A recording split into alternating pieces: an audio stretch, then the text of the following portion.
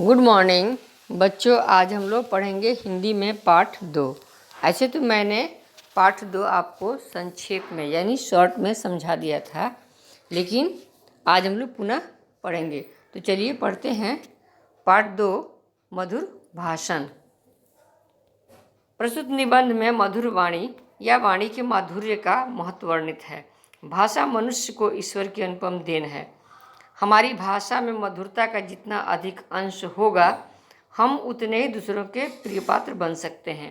हमारी बोली में माधुर्य के साथ साथ शिष्टता भी होनी चाहिए। भाषा ही हमारी शिक्षा दीक्षा, कुल की परंपरा और मर्यादा का परिचय देती है। प्रस्तुत निबंध विचारात्मक शैली में लिखा गया है। इसमें लेखक ने भाषा कौशल के विविध पक्षों पर बल दिया है। कहा भी गया है, सत्यम बुर्यात प्रियम बुर्यात न बुर्यात अप्रिय सत्यम, अर्थात सत्य बोलो, प्रिय बोलो, अप्रिय सत्य मत बोलो। आगे, भाषा मनुष्य का विशेष अधिकार है। भाषा के कारण ही मनुष्य इतनी उन्नति कर सका है। जानवर हजारों वर्ष से जहाँ के तहाँ बने हुए हैं, किंतु मनुष्य उत्तरोत्तर उन्नति करता चला आया है। अन्य जानवरों की अपेक्षा मनुष्य भौतिक बल में न्यून होता हुआ भी अपनी बुद्धि और भाषा के सहारे सबसे अधिक सबल हो गया है। उसने पंच महाभूत को अपने वश में कर लिया है। यह सब भाषा द्वारा सहकारिता के बल पर ही हो सका है। भाषा द्वारा हमारे ज्ञान और अनुभव की रक्षा होती है।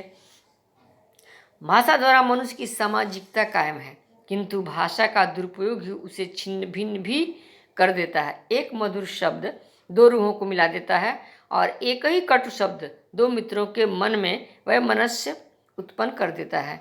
अब प्रश्न यह है कि मधुर भाषण किसे कहते हैं? साधारणतया जो वस्तु मनोनुकूल होती है, जिससे चित्त द्रवित होता है, वही मधुर कहलाती है। माधुर्य भाषा का भी गुण है।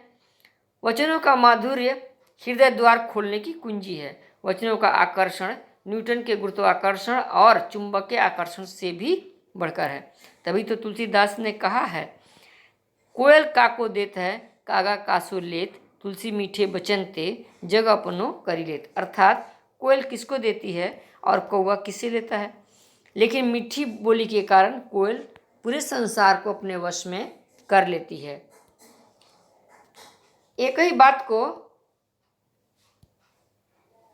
हम कर्ण कटु शब्दों में कहते हैं और उसी को हम मधुर बना सकते हैं।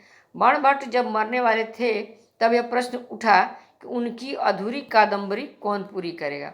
उन्होंने अपने दोनों लड़कों को बुलाया और उनसे पूछा कि सामने जो सूखा वृक्ष पड़ा है, उसको तुम किस प्रकार अपनी भाषा में व्यक्त करोगे। बड़े लड़के ने कहा, शुष्कम काष्ठ तिष्ठत्यग्रे। दूसरे ने कहा, नीरस तरुवर विलसति परतः। बात एक ही थी, कहने में फर्क था। बाणभट्ट ने अपने छोटे लड़के को ही पुस्तक पूरी करने का भार सौंपा। यह तो रही साहित्य के शब्द संयोजन की बात। साधारण बोलचाल में भी बड़ा अंतर हो जाता है। भाव को प्रभावशाली भाषा में व्यक्त कर देना ही साहित्य है। जो मनुष्य किसी गलतफहमी को दूर कर रूठे हुए मित्र को मना लेता है, वह सच्चा साहित्यिक है। वार्तालाप की शिष्टता मनुष्य को आदर का पात्र बनाती है और समाज में उसकी सफलता के लिए रास्ता साफ कर देती है। मनुष्य का समाज पर जो प्रभाव पड़ता है, वह बहुत अंश में पोशाक और चाल ढाल पर निर्भर रहता है, किंतु विष भरे कनक घटों की संसार में कमी नहीं है। यह प्रभाव ऊपरी होता है और पोशाक का मान जब तक भाषण से पुष्ट नहीं होता, तब तक अस्थायी नहीं होता। मधुर भाषी के लिए करनी और कथनी का साम्य आवश्यक है, किंतु कर्म के लिए वचन पहली सीढ़ी है। मधुर वचन ही विश्वास उत्पन्न कर भय और आतंक का परिमार्जन कर देते हैं। कटुभाषी लोगों से लोग हृदय खोलकर बात करने से डरते हैं। सामाजिक व्यवहार के लिए विचारों का आदान प्रदान आवश्यक है और वह भाषा की शिष्टता और अस्पष्टता के बिना प्राप्त नहीं होता है। भाषा की सार्थकता इसी से है कि वह दूसरों पर यथेष्ट प्रभाव डाल सके। जब बुरे वचन आदमी को रुष्ट कर सकते हैं, तो मधुर वचन दूसरे को प्रसन्न भी कर सकते हैं। शब्दों का जादू बड़ा जबरदस्त होता है। मधुर वचनों के साथ यह भी आवश्यक है कि उनके पीछे भाव भी शिष्ट मधुर हों, नहीं तो मुलम्मे के सिक्कों की भांति बेकार रहेंगे। हृदय की मलिनता और मधुर वचनों का योग नहीं हो सकता है। वचन के अनुकूल जब कर्म होते हैं तभी मनुष्य बंदे बनता है। मनुष्य के चरित्र के असली परिचायक उसके कर्म भी होते हैं, किंतु बिना मधुर वचनों के लोग दूसरों के सद्व्यवहार का भी लाभ नहीं उठाना चाहते हैं। ही महताम धनम, अर्थात मान ही बड़े आदमियों का धन है।